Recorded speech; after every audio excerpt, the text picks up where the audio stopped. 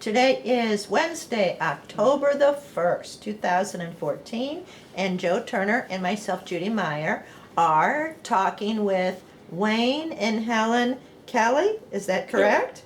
And I really don't know very much at all about either one of you, so I just would like to start a little bit at the beginning and ask the two of you where you started off in your life way back when you were young people.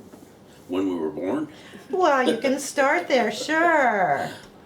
Well, I'd say that I was born in Indiana. I was number 6 of 8 kids. Wow. And when I graduated high school at age 17, I moved out of house, moved up to Rockford, Illinois. When I moved to Rockford, Illinois, I worked a couple manufacturing places. And then I went to work for Ozark Airlines. Oh. My sister-in-law was looking for a job, so she went through the paper and she found an application for Ozark. And she said, "This is not for me, but I think it would be for you." So I went out and applied, and they were kind enough to hire a farm kid from Indiana. What was the position? Agent. I was with Ozark. We did mostly everything that needed to be done. It was a small company, small airline. Didn't know it at the time. It was a temporary airline. Didn't know if it was going to be permanent or not. I started work on April 20th, 1955, and in Here in St. Louis? No, in Rockford, Illinois. Oh. And they came along in September, and they had a birthday cake type thing and all this, anniversary cake it was. And I said, "What's this?" They said, "Well, that Ozark started September 26th in 1950, and this is our 5th anniversary of the company, and we just got a permanent permit." I said, "What does that mean?" I said, "Well, we were on temporary up until now, and they could have just pulled the plug on Ozark, and you know, the company would have gone out of business if they didn't do the service right and all that stuff."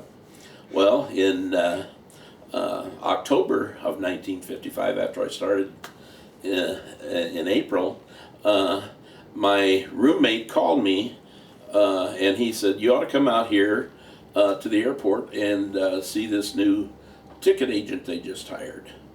I said, "I got to get up at 4 o'clock tomorrow morning. You know, it's 9 o'clock. I'm going to go to sleep." He said, "No, you ought to come out here."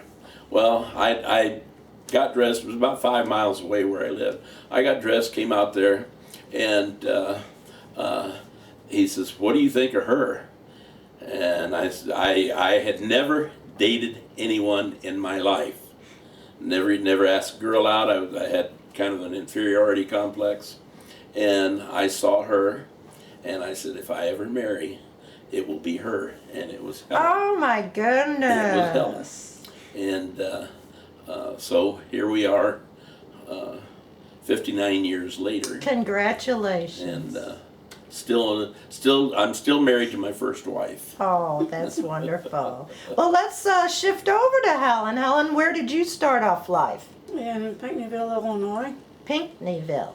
Where is that? Can you locate that for us?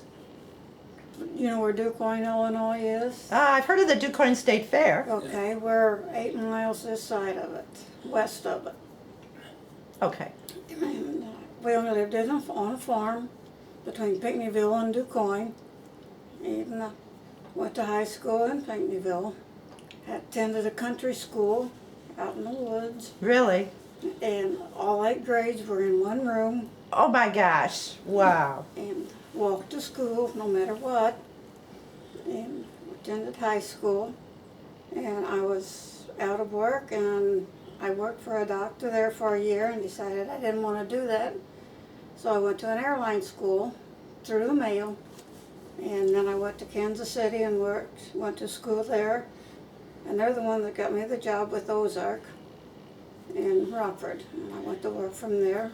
Wasn't that a big deal for you to go to Kansas City after being Oh yes. after being there in Pinckneyville your what, your whole life? Yes. How'd But you it's make a- the decision it's to a do small- that? It's a small farm, a small town, only about 3,000 people. And I just wanted to see what the world looked like. And you went there by yourself? My sister was with me. Did you go by train or what? Yes. No, we drove over, really. Really? Yeah. Our parents took us over, and then we were on our own. Wow. Was your sister older or younger? Older. So, but the both of you went to go to school, airline school you call it. Yeah. And what do they teach you at airline school? Reservations. Okay. And ticketing, how to make out a ticket, and teletype. They had teletypes back then to communicate with people rather than a computer. And so she learned the teletype, and I learned the ticketing part. And she went to work for TWA there in Kansas City, Oh. and I went to Rockford. How far was Rockford then from where you grew up? About 4 or 5 hours. So did you get like an apartment then? I lived with 2 other ladies that had been there and didn't have a car. The guys came by and got us that worked the same shift as Really? we did. So we all worked the same shift, and then they took us home. Was it like a 40-hour-a-week position? Mm-hmm. So how Right. old were you when you met Wayne, when Wayne came around and took a look at you? What, 18, You 19. you just turned 19. 19. And how old were you, Wayne? 19. Wow. That she's a whole 12 days older than I am. Oh, I see. So I met and married an older woman. I see. Now, so both of you are basically doing the same job, is that correct?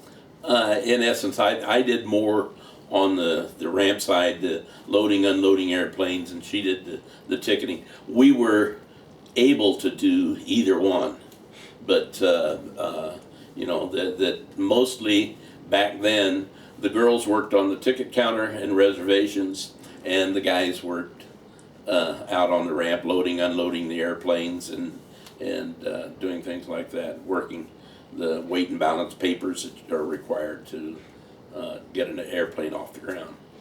When did you come to St. Louis? 1956. We got married September of 56. We took a trip through the South after we got married. We took a trip through the South, come back through St. Louis. When we got to St. Louis, her brother and sister-in-law said, well, you know, Boeing, or was actually McDonnell aircraft at that time, is hiring, you know, that maybe you try to get a job there and you'd be here in St. Louis, which would be closer to her family. And so I went out and applied, and there again, I mean, they hired me. I don't know why, but they did. And so I got to work on missiles and Wow. and In what capacity?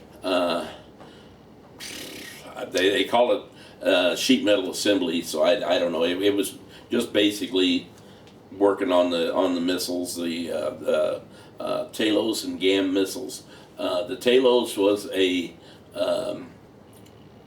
ground-to-air missile that was designed to take out specific targets, and the GAM missile was just a small missile that was that attached to airplanes, and what they would do is deploy the GAM missile. The aircraft would take off, and in order to confuse the radar of the enemy, they would release these GAM missiles, and they would fly around, and it would confuse the... Like a decoy? Yes, yes.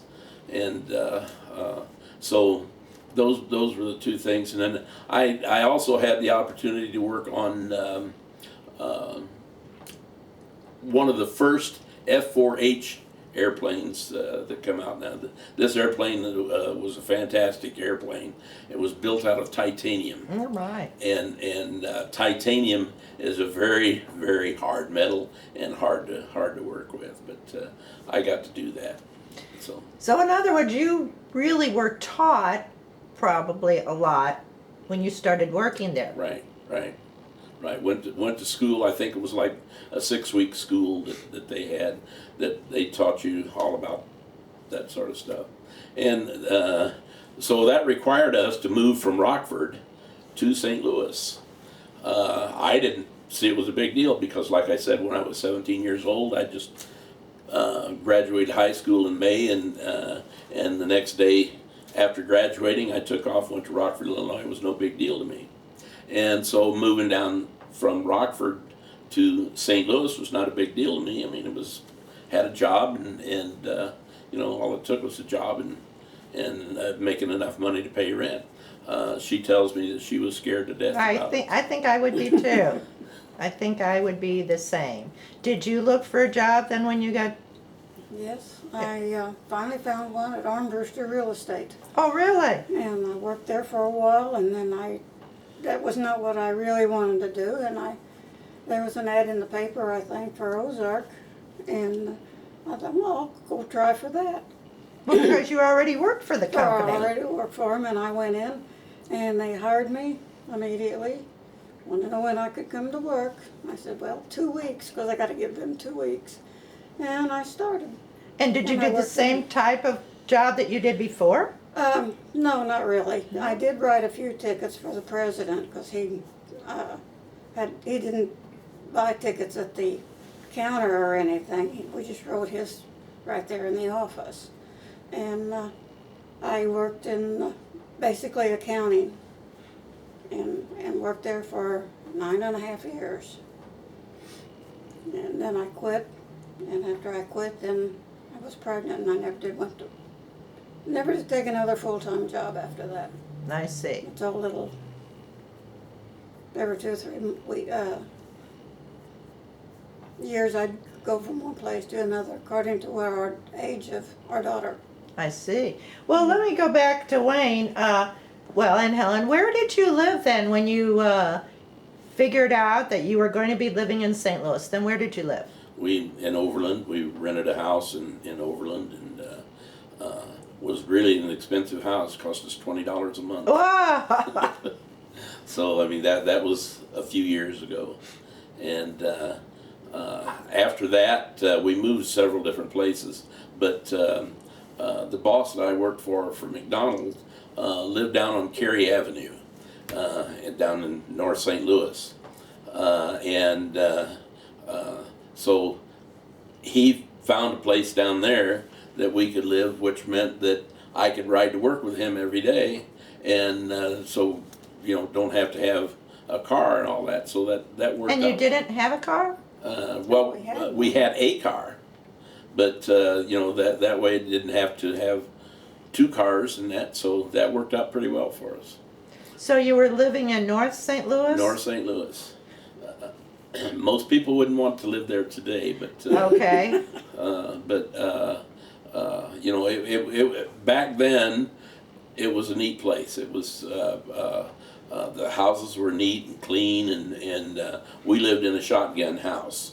A shotgun house meaning that the living room was out front, and then right behind the living room was the bedroom, and behind the bedroom was the kitchen.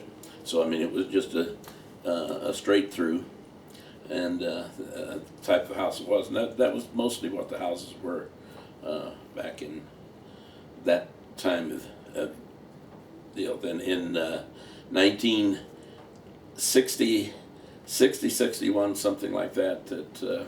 I went in 1959. Then Ozark had another opening for an agent like I did before, and I talked to the station manager, and the station manager hired me again with Ozark, and from there we moved. We after we were there for a year and a half, something like, we bought a house in Edmondson. Yes. Which is right there by the airport. And we lived there for 5 years. And we were looking at, it was, didn't have a basement, didn't have a garage. So we were looking for something different. And we used to drive by Highway 70, drive by there, and right at the end of the street we live on, Benedetta, was a sign that said, if you lived here, you'd be home. How cute! And Isn't that cute? Frank Zyken Zyken. Frank Zyken built these houses, And we looked at Carrollton. We looked at several different places. We looked at Carrollton, and we looked at the house that we subsequently ended up having built.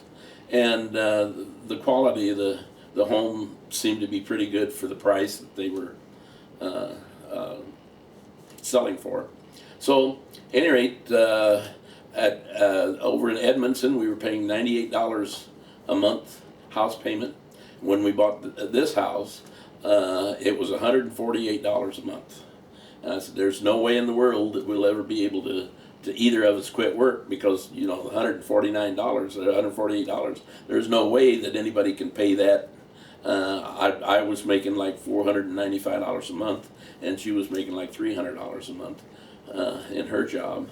So, I mean, there's no way that with that, after you pay taxes and groceries and all this stuff, that you could.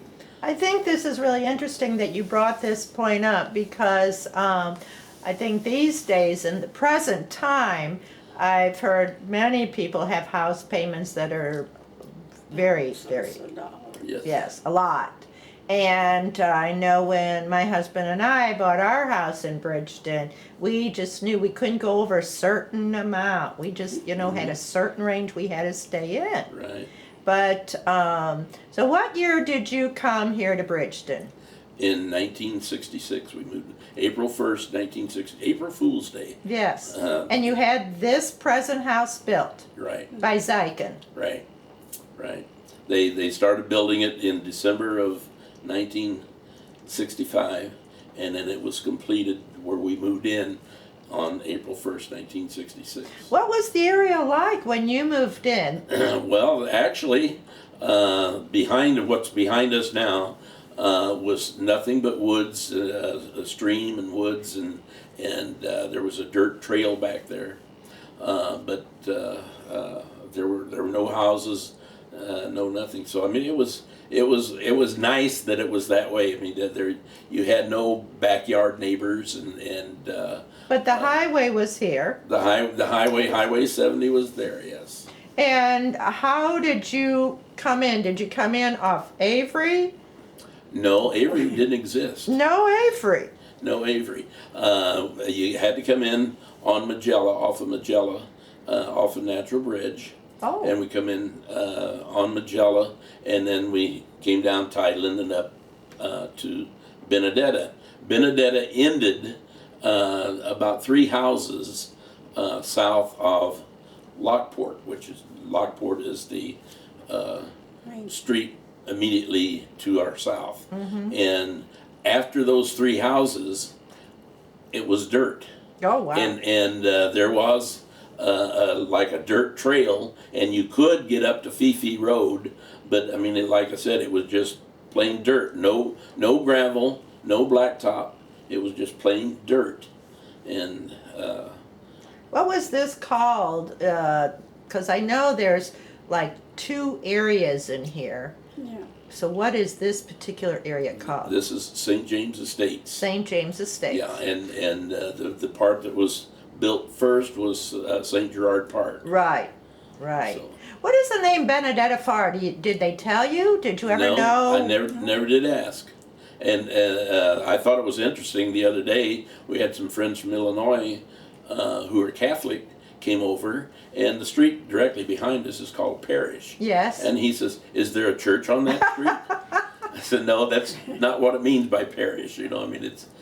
I don't know why they chose that name. I don't know why they chose any of the names that's in this subdivision, but they're all unique." Yes, yes, they are. Yes, so you probably have seen a lot of changes just in your immediate area. Absolutely, we've seen a lot of changes all over the city of Bridgeton. When we first moved here, none of what exists today on St. Charles Rock Road was there. Really? And their Grandpa Pigeons was there. Was just a small little store. And can you pinpoint that for those that may not know where Grandpa Pigeon was? Grandpa Pigeons then was in the area of where Garden Ridge is I think they call it Home Decor store Yes, now or they- something like that. Yes. But in the area of where Walmart and Kmart is would be in between those two.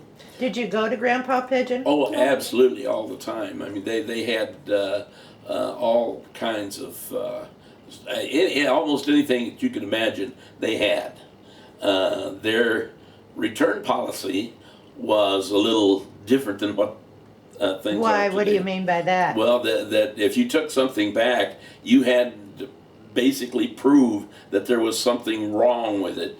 You know, that you just didn't take it back because you didn't like it. There had to be something wrong with it. So I mean, they were pretty strict about that. They didn't want you to, and once you bought things, they didn't want you to They didn't want them bring coming it back.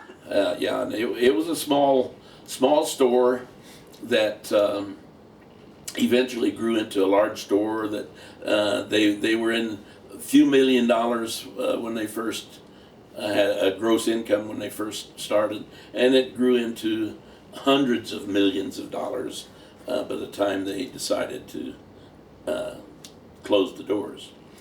Do you know what the origin of that name was? Grandpa's, yeah, there was a guy, I don't remember what his first name was, but his name was Pigeon. Oh, really? And I guess he was the older, I see. and so they called it Grandpa Pigeons. I think it was a pretty popular place. Oh, From it's- the interviews we have done, a lot of people do remember it and talk about it. And Yeah. what else was along St. Charles Rock Road that you Well, remember? the Hood's Tools. When I worked for McDonald, you know, you had to have tools to work in the shop. Did you have to provide your own? Oh yes, you provide your own tools. Wow. And so what I did was went to Hood's Tools, which was basically where St. Charles Rock Road and Natural Bridge come together. Oh. And the store was there. It was called Hood's. It was kind of similar to what Grandpa Pigeons was, except they concentrated on tools. And so you could go in there and you could buy a whole tool set for about a third of what you could go to Sears and get it for. So it was a pretty economical thing to go to Hood's and buy that.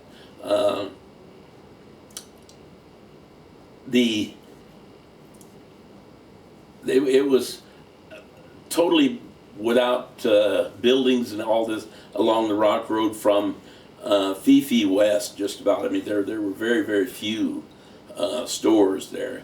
I particularly like Brannike's. Oh, okay. Because way back when, Brannike's was like a large country store, and Mrs. Brannicke that owned and ran the thing, she was a legend herself. But you could go into Brannike's. They had things that people needed when they were traveling west as pioneers. Oh, wow. So I mean, they had all kinds of things. The unfortunate part about it that they had a fire; it burned down. Do you And remember when that was? I don't recall exactly when that was, but I mean, it's been many years ago, and they built the building that's now Brannike's. But that was like an old house. Brannike's was like an old house, and there was shelves of everything in there. And it was interesting to go in and talk to Mrs. Brannicke because she was the one that owned it. Oh. And it was very interesting to me to talk with her.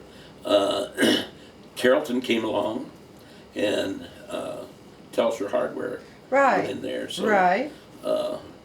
got to meet Mrs. Telsher and her husband. What was his name? Do you recall? Julius. Julius. Got to meet them, and they had a beautiful place out on Gist Road. You mean their house? Their house. Yes. Their house, and they were the nicest people in the world. And sorry to see that Mr. Telsher died, but still see Mrs. Telsher every now and then, and she's quite a lady.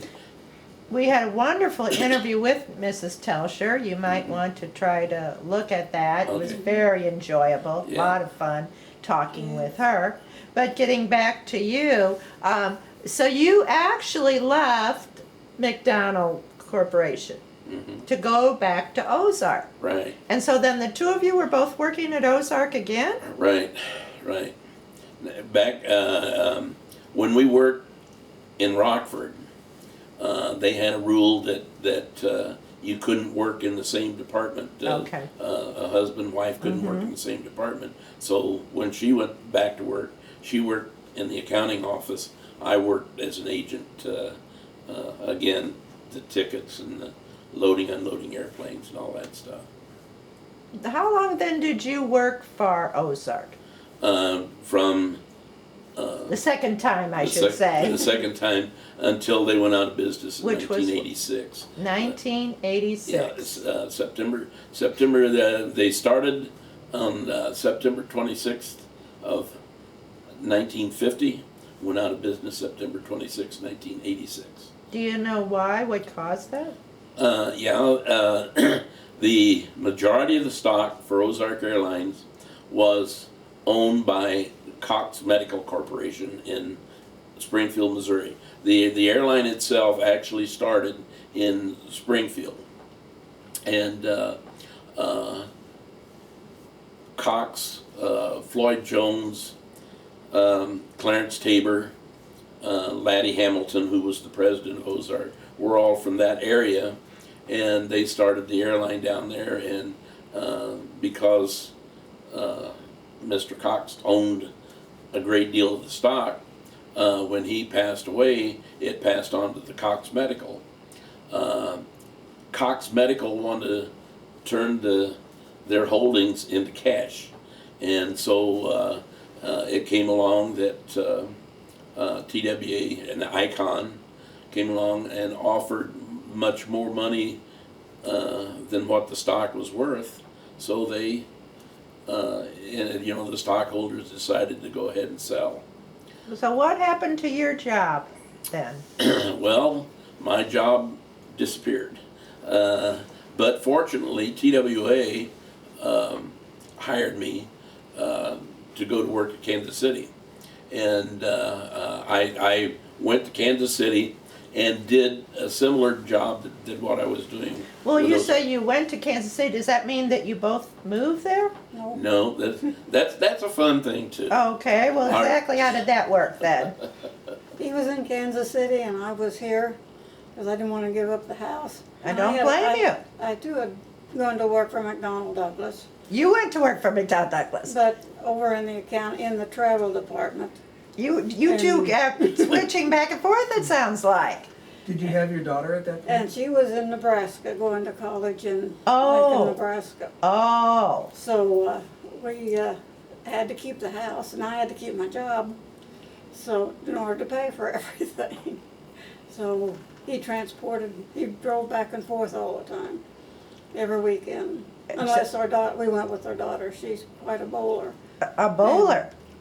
And every time she went to a different city, and it was about twice a month, she would go to a different city and state and bowl. We'd have to follow her, and we could by getting passes on the airline. Well, how about If that? it was too close, we just drove. Uh-huh. Was she a professional bowler? No, she Like- wanted to, but the women don't make that much money as a man, so she's just a good bowler and stay around here.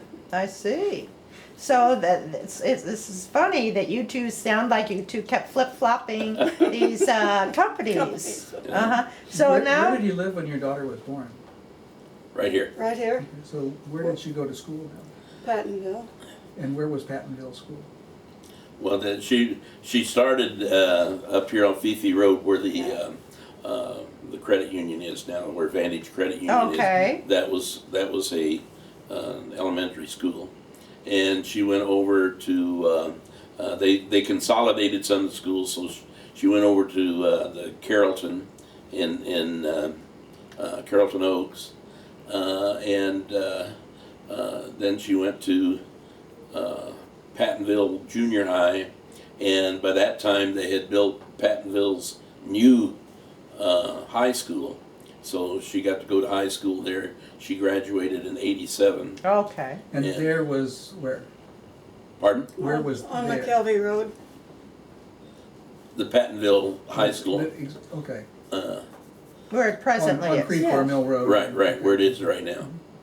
Did she have any part-time jobs when she was like in high school? Yeah. She worked for McDonald's You're kidding. hamburger. Oh, that's a hamburger. And what location was that? Right there. Oh, At, Natural Bridge. the lady that was the manager of McDonald's Hamburger. on Natural Bridge went to our church, and so she hired Michelle to work at McDonald's, and she also worked for an eyeglass. Basically, it was a subsidiary of Sears, and where they sold eyeglasses. Was it at Northwest Plaza? Yes. So you were here when Northwest Plaza was being built and started, and Right. I bet that was very handy for you, wasn't It it? was. It was neat. I liked to walk. You did? And when Michelle went to kindergarten, she went in the afternoon, and of course he was working, and I'd get $1, get my house key, and she was on $1. the bus, and I'd walk up there, and with my $1, I'd buy a cup of coffee, and sit and watch everybody, and after a while, I'd come home. And you brought back change, didn't you? Yeah. And at that point, Avery was built, and you could go to Yes. Shortway, Yeah. right?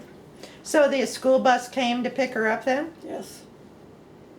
So And I kindergarten was only a half a day for her. Right. Well, even when she was up here, she had to go ride the bus because they had to go over Highway 70. And even though you're within the mile, if you had to go over a street like that, you had to ride the bus. I see. Now she's your only daughter, Yes. and her name is Michelle? Yes. I see. And she graduated from Pattonville. And what did she do when she graduated then? Went to well, like I said, she was a bowler, so she got a scholarship at Central Missouri State College, which is just in Warrenton, which is Warrensburg, and which is just east of Kansas City. She bowled there 1 year, and during one of the tournaments, the coach for Nebraska saw her, talked with her, and at that time we both bowled, not to the degree that Michelle could bowl, but I mean we both bowled, and we were scorekeepers when the professional bowlers came to town. Really? Like Dick Weber Yes. and Dick Weber and Ray Bluth? Ray Bluth, Bill Straub. Bill Straub was the coach for Nebraska, and so he talked to her about coming to Nebraska to bowl, and she got accepted, got a scholarship to bowl for the University of Nebraska. And the neat part about it was that Nebraska had never won a women's national title. And in 1990 or 91, I don't remember. But it was either 90 or 91 that they got to bowl for the national title and won it. Oh, wow. They beat Wichita State. Wichita State and West Texas State were two fantastic, and still are fantastic bowling teams. And Nebraska is a very good bowling team now too. I mean, they're the tops in the United States. Now, where did you bowl? You said you two bowled. Where did you bowl? Was the bowling alley down there in Carrollton? Yes. Did you go there? Yes, we. I loved bowl tournaments, so our bowling career actually started because of the professionals that we, and they needed coaches for juniors, So we ran the junior league at Carrollton and also Dick Weber Lanes. Oh, uh-huh. So we got to teach kids how to bowl. And the one that I like to tell people about that one of the individuals that I got to teach was Pete Weber. Oh, And Pete Weber is Dick Weber's son. Has to be the greatest bowler that ever was. But all I did as far as teaching him, I mean, he was 15 when we took over that particular league. I didn't really teach him anything, you know. I mean, he was happened to be in the league, and so we had a good time with. were there very many young people from this Bridgeton area interested in bowling? Well, the Bridgeton, Carrollton lanes had 24 lanes. They had 5 kids to each lane, two leagues on Saturday, so that's 240 kids, and then they had some other during after school leagues. So yes, there were, when we were doing it, there were tons of kids who were bowling. And it wasn't too expensive at Oh, that no, time, no, was no, it? no. Usually, if I recall correctly, the fee for the bowling, the shoes, and that was $2. They could bowl for $2. They got to bowl 3 games, and they got some good instruction. One of the things that my daughter still laughs about is that I tried to teach the kids that you have to bowl to a certain spot Yeah. in order to get the ball to do what you want it to do.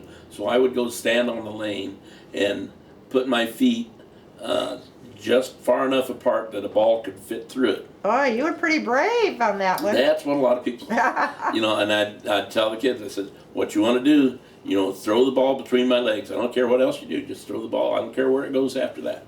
Just throw the ball between my legs. You're going to hit your target. And in bowling, that's the most important thing, is to hit your target. And the kids would do that. I mean, it takes a lot of concentration because they didn't want to break my legs. What about the scoring? Did they have, what kind of scoring did you have when your daughter was? It's all manual. You had to a score sheet. You had to have a score sheet and end up. You know, everything was done written by hand. You had to know your arithmetic, didn't you? Oh yes, oh yes. And unfortunately, that was one of the things. I didn't do well in school or anything. 2 things I did well with was science and math. I did like both of those, and I did well with those. Didn't like English. Didn't like that sort of thing. I ended up with majors in English, math, and I had 3 of them. I don't remember what the 3rd one was now. So, and then I ended up, I said, I don't want anything to do with school, and my job was training for Ozark Airlines for 30 years. So the things that I said I didn't like, that's what I ended up. Comes back to basically haunt us, doesn't it? As a career, yeah. Yes, never say never. Yes. Yeah. Where does your daughter live now? In St. Peter's. Okay. She came back from. I thought that she would do like I did, and once she graduated, she'd be off about and go somewhere where I seldom ever see her. But she came back home, lived home for a year or 2, and then bought a house over. Overland. Yeah, I guess it was Overland, and then they got married. The guy that she met up there and was going with up in Nebraska, they got married, and now they bought a house out in St. Peter's. Is he a bowler also? He's a bowler also. Well, that's kind of good, isn't it? Although they don't really, hopefully they don't kind of compare notes and are they competitive with each other? No. Doesn't dare to compare with her. But she's still a very good bowler. I mean, she carries over a 200 average, you know, and most people are very happy if they get 150 average. True. That's So- true. My mom and dad were both bowlers. I say I was raised in a bowling alley. It was Terry Moore Bowling Alley down there in Natural Bridge or whatever, and spent I think every Friday night there, but I was never good at it. Yeah, when we bowled and when Michelle was just a year or two old, we'd go up to bowl, and when she'd get tired, she'd crawl underneath the table and sleep. So. Right, with all the crashing of the pins and everything. Yeah, with all that noise, she'd sleep. Well, Wayne, now what I do know about you is that you are on a Bridgeton commission because my husband was just assigned that with you. So can you tell us about your involvement in the commission that you're on? Well, I'm new to the commission. The Oh, you are? Police commission. I'm new to that. I just got appointed and started in July was my first meeting. Well, what did you do previous to that then? Previous, I was on the finance commission, and previous to that, I was on design and review board, and there was another one. Did you serve like the maximum amount of Yes. time you can on each one? I think it's what, Yes. 6 years? Yes. The reason I got involved with this, that our neighbor who worked for Ozark Airlines also told me about Bridgeton refunding utility tax to senior citizens. And so I went up to check on that, and they said, yeah, they do that, and it told me what the criteria was to get your money back. And while I was there, I saw on their board that they had a deal for income tax. They were looking for people who knew how to do income tax, and I said, well, heck, if they're going to give me money back, I know about income tax. After I retired, I worked for H&R Block, and I worked for Jackson Hewitt. Oh. So I said, I know income taxes, I can do this. So I went up there and started doing that, and in talking with them, and then Mayor Bowers and his wife go to our church also, and I got talking with him, and he says, can I get you interested in a commission? I said, I don't think so. And he says, well, got one to design and review. He said they meet twice a month and in charge of the signage and basically how things look for the city of Bridgeton. I said, okay, I'll try that. And so I did that, and so I spent my time there a couple of years, and the person that was the chairman left, and so I became the chairman of that commission. And like I say, it's been at least 6 years. Seems like it was longer, I don't know, but And so you were on design and review, right. and you also were on what? The finance commission, which is basically talking about the finances of the city and that, and then, like I said, the police commission. And so now you're on police commission. What exactly is the police commission all about? Well, Do you know? I don't know a whole lot about it. I do know this, that come next month, we have to be prepared to spend extra time simply because we interview the people who want to be police officers. That's pretty serious stuff. And in addition to that, we discuss the budget for the police department. So those are the two things. Now, what I asked for, but I didn't get, I wanted a light bar for my car.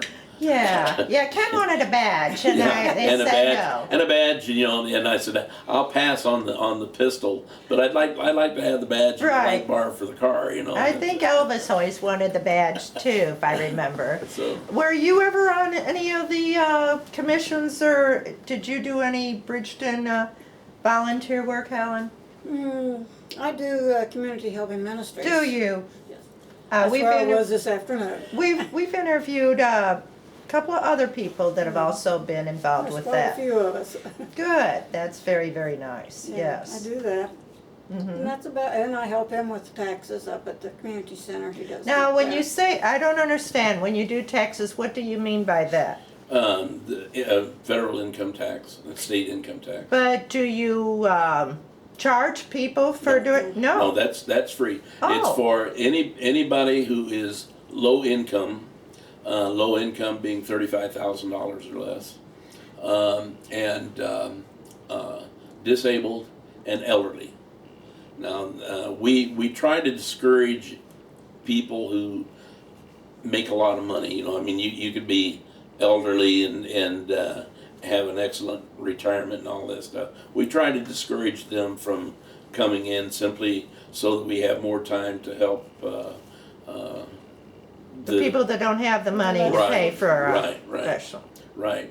And this past year, we do 2 days a week on Tuesdays and Thursdays. And this past year, we did over 600 returns. Oh my goodness. In essence, all of the St. Louis area, this is done through AARP, and in essence, we saved several million people several $1 million in fees that they would have paid. Wow, that is really, really nice. Yes. Now tell us, I know before we start our interview today, Joe kind of jokingly said something about where you're located on Benedetta and the Bridgeton Parade coming Right. through. So, and I have been in the Bridgeton Parade many times. So tell us about the parade as you remember it. Well, the parade used to be before Colonel Griggs and his group decided to steal half of Bridgeton. Used to come down Fifi Road, down right Natural Bridge, and end up at the parking lot there at Target. Once all of the Carrollton disappeared and that, I mean, it's kind of pointless to go down Fifi Road and down Natural Bridge. There's nothing there. So the mayor said, "What do you think about coming through the subdivision?" I said, "I think that's a very good idea," because he really did talk to us about it.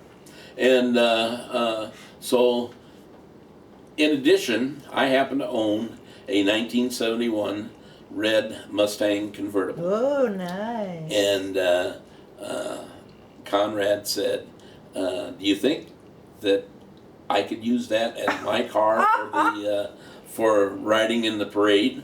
I said, "Sure."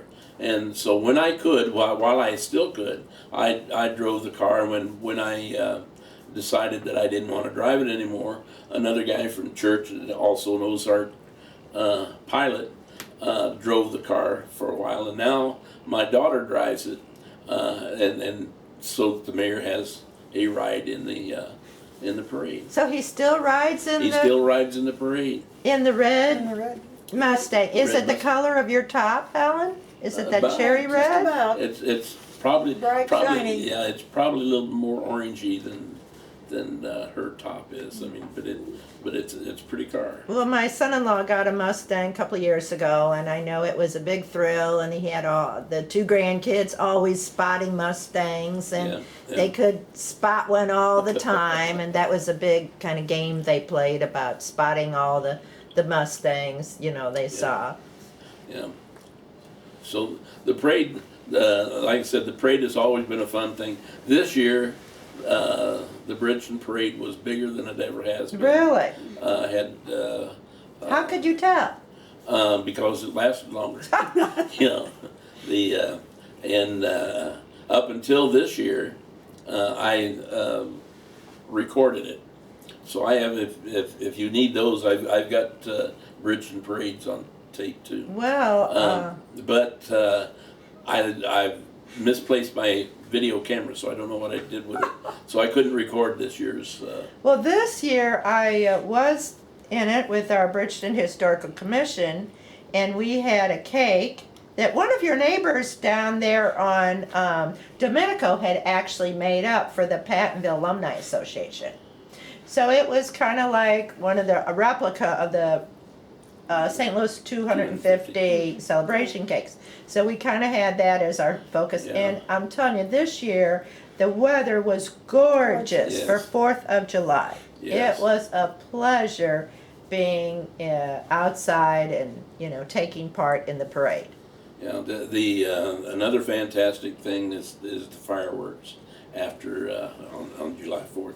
The way back when we first started going to the fireworks, the Carrollton Center sponsored it and paid most of the money for the fireworks and what was done down at BMAC Park.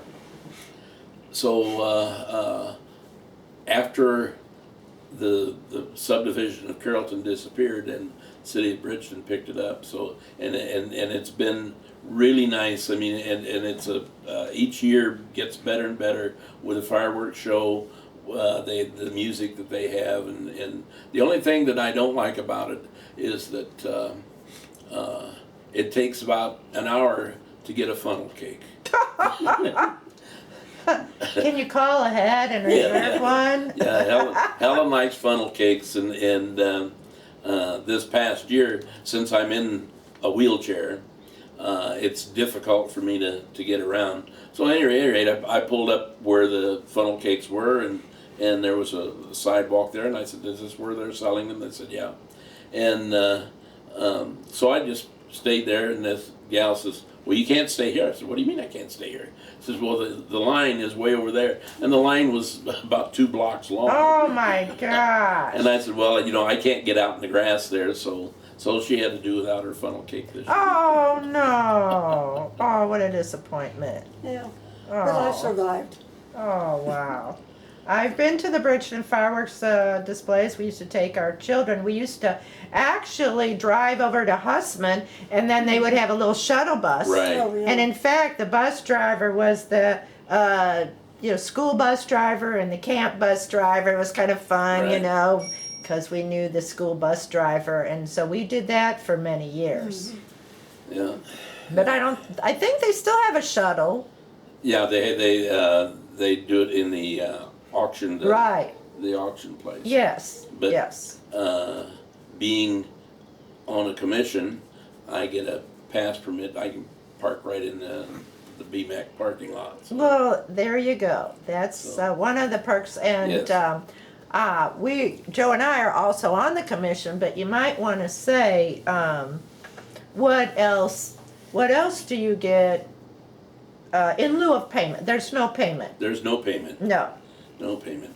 They have an appreciation dinner every October, and we get to go to that, and it's a nice meal that they have, and then they give out perfect attendance awards and different little things that for the people who are on the various commissions. The city of Bridgeton probably has more volunteers performing things for the city than any other location, especially around here. I mean, I don't know of any city that has more people who want to help the city become a better city. Bridgeton is a fantastic place. I would highly recommend it to anybody and everybody. Well, let's hope that a lot of people hear your recommendation and take advantage. But it seems that I recall that on one of these dinners past that you were honored. Am I right on that? You were honored with something special? Uh, 2012. In 2012, Yeah, you received a special honor, is that correct? that's correct. And what was it? What was it? A plaque. You got a plaque. We got a plaque for. I forgot what they called it. But, Was it outstanding volunteer? Outstanding volunteers in the the- community. And so you were also included in this, Yeah. Helen. Well, good for you. Which was a surprise if you, Yeah, it was a surprise for both. She was, as we're sitting there at the table, she's sitting there talking about something to someone else that was at the table. And I said, you might want to be quiet and listen to what they're saying. I think they're talking about you. Because,